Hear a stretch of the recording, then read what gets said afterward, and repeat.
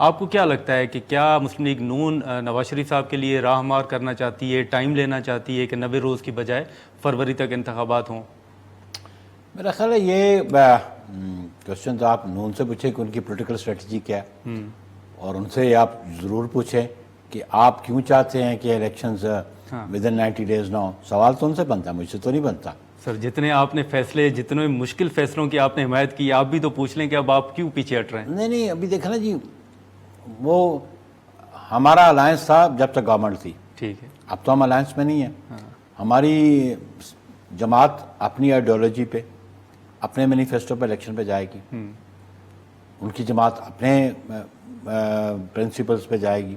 ٹھیک ہے. تو اس لیے ہم تو یہ سمجھتے ہیں کہ یہ ریاست کے مفاد میں ہے، اور یہ سمجھتا ہوں کہ یہ جو فیڈریشن ہے پاکستان کی، اس کے انٹرسٹ میں ہے کہ الیکشن ودن 90 days ہو. آپ جتنا ڈیلے کریں گے اس سے آپ کے ذہن میں کوئی چیز اچیو کرنے کی ہے، اس کا کوئی بینیفٹ نہیں ہوگا. ابھی کیونکہ بڑی انریسٹ ہے پبلک میں، یہ جو مہنگائی کا جو طوفان آیا ہوا ہے، بجلی کے بلوں کا معاملہ ہے، بجلی کے ہر چیز کا ہے، جی، تو لوگ بڑے بے چین ہیں، اپسیٹ ہیں.